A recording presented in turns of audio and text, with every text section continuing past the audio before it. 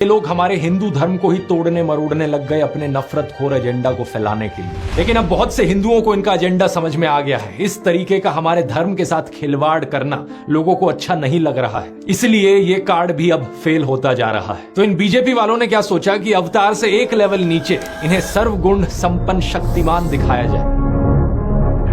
वाह क्या सीन है, वाह क्या सीन है। लेकिन किसी को यहां शक्तिमान बनाने का सबसे आसान तरीका है कि दूसरी साइड वाले की इमेज नीचे गिराओ।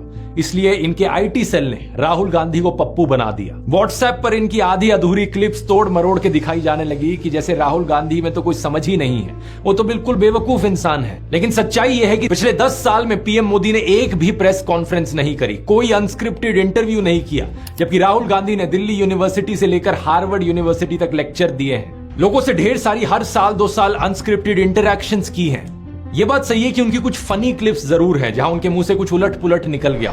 This morning I got up at night. लेकिन ऐसी क्लिप्स तो नरेंद्र मोदी की भी बहुत है। तीसरा कहा था विमेन डेवलपमेंट की मैंने बात कही थी। मैं कब हो गया ये? नरेंद्र मोदी वही हैं जो नाले से निकलने वाली गैस से चाय बनाने की बात करते हैं। कहते हैं कि पसीने से मुंह पोंछ लेता था तो ग्लो आ जाती थी।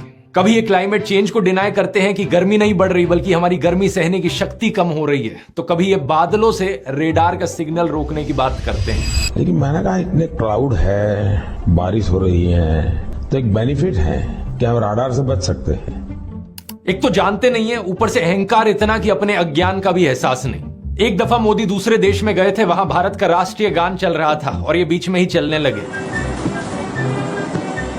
ऐसी गलती किसी से भी हो सकती है, लेकिन बात मैं यहां पर यह बताना चाह रहा हूं कि प्रधानमंत्री मोदी की भी फनी क्लिप्स बहुत सारी हैं। दूसरों को पप्पू बोलने से पहले अपनी क्लिप्स पर नजर डाल लो। पप्पू को हारने का डर लग रहा है, पप्पू को नहीं बनाएंगे। और अभी तो एक बहुत बेहतरीन मौका मिला है। हमारे फॉर्मर सुप्रीम कोर्ट के जजेस ने राहुल गांधी और नरेंद्र मोदी दोनों को एक 1-on-1 डिबेट के लिए इनवाइट किया है। राहुल गांधी तो इस इनविटेशन को ऑलरेडी एक्सेप्ट कर चुके हैं, लेकिन नरेंद्र मोदी अभी भी चुप है।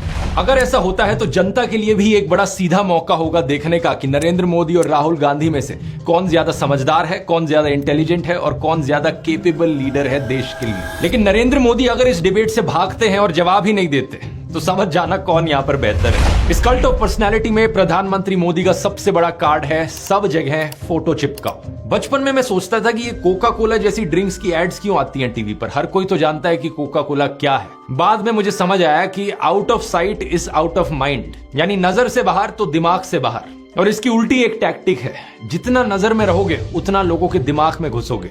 अखबार पर नरेंद्र मोदी, रेडियो पर नरेंद्र मोदी, टीवी चैनलों पर नरेंद्र मोदी, फेसबुक पर नरेंद्र मोदी, पेट्रोल पंप की होर्डिंग्स पर नरेंद्र मोदी, सड़क पर पोस्टर छपे हैं, गूगल एड्स पे करोड़ों खर्च करके अपना चेहरा दिखा रखा है, हर एक सरकारी स्कीम के इश्तिहार पे। अरे ये सब तो छोड़ो, कोविड वैक्सीन के सर्टिफिकेट पे भी नरेंद्र मोदी। सेल्फी पॉइंट्स तक बना डाले इन्होंने जगह जगह। 2022 की इस रिपोर्ट को देखिए। आईएनबी मिनिस्ट्री ने बताया कि सरकार ने 8 सालों में 6400 करोड़ से ज्यादा रुपए खर्च किया एडवर्टीजमेंट्स पर। हर रोज का 71 लाख रुपए तो अखबारों में ऐड देने में लगा दिया। और ये सब तो सरकारी पैसे से चलने वाली एड्स थी। इसके अलावा जो पार्टी फंड से चलने वाली एड है वो अलग, और गोदी मीडिया के एंकर जो दिन रात चाटुकारिता करते हैं वो अलग। हर जगह नरेंद्र मोदी। एक गायक थे जिम मॉरिसन, उन्होंने कहा था कि जो मीडिया को कंट्रोल करता है वो दिमाग को कंट्रोल करता है। लेकिन एक और सिंगर थे बॉब मार्ले, उन्होंने कहा था कि हर वक्त हर किसी को बेवकूफ नहीं बनाया जा सकता। और अब यही हो रहा है कि हर तरफ मोदी का चेहरा देखकर लोग उकता गए हैं। और ये जो वॉर रुकवाने वाली कहानियां हैं, इन पर पूछा जा रहा है कि इतनी ही वॉर रुकवाने वाले हो तो मणिपुर की हिंसा क्यों नहीं रुकवा देते। इलेक्ट्रॉन बॉन्ड का पैसा है, कहीं तो यूज होगा। किसी एक्टर को उठा के बेटी बना देंगे, पापा ने वॉर रुकवा दी, पापा मणिपुर के दंगे क्यों नहीं रुकवाते। लोग पूछ रहे हैं कि भारत में सब चंगा सी है तो 2022 में सब रिकॉर्ड तोड़ते हुए 2.25 लाख लोगों ने भारतीय नागरिकता क्यों छोड़ दी। इस मोदी मैजिक के खत्म होने का सबसे बड़ा सबूत यही है कि बीजेपी को दूसरी पार्टियों के उन नेताओं को अपनी पार्टी में लाना पड़ रहा है जिन पर भ्रष्टाचार के एक से बढ़कर एक आरोप लगे। अगर मोदी मैजिक अब सही में बचा होता तो मोदी के नाम से ही चुनाव जीता जा सकता था। इन बाहर के नेताओं को लाने की जरूरत नहीं थी अपनी पार्टी में। ये झूठ, डर और नफरत फैलाने की जरूरत नहीं थी। इस वीडियो में तो मैंने आपको नरेंद्र मोदी का वो चेहरा दिखाया है जो व्हाट्सएप माफिया आपको दिखाता रहता है। अगले वीडियो में मैं आपको दिखाऊंगा उनका असली चेहरा, उनके माइंड में क्या क्या चलता रहता है। यहां मैं आप लोगों को धन्यवाद करना चाहूंगा क्योंकि आप लोग इतने जज्बे के साथ इनकी इस झूठ और नफरत की फैक्ट्री को तबाह करने में लगे हुए हो। हमारे इस मिशन 100 करोड़ पर लगे रहिए। ये देखकर खुशी होती है कि किसी का कमेंट आता है ये कहते हुए कि आपने एक वीडियो को 850 लोगों के साथ शेयर किया व्हाट्सएप पर। कहीं पता चलता है कि प्रोजेक्टर स्क्रीन पर दिखाकर आप वीडियो चला रहे हो राजस्थान की गलियों से लेकर वेस्ट बंगाल तक। किसी ने टीवी लगा दिया बाहर मुंबई में ताकि लोगों तक सच पहुंचाया जा सके। इसी तरीके से लगे रहो। हमें देश के लोकतंत्र को बचाना है, देश के संविधान को बचाना है। वोट करने जरूर जाना और अपने आसपास के 10 लोगों को कन्विंस करना वोट करने के लिए। वोट करना इस नफरत और झूठ के खिलाफ। मुझे यकीन है कि हम इकट्ठे मिलकर देश को बचा लेंगे।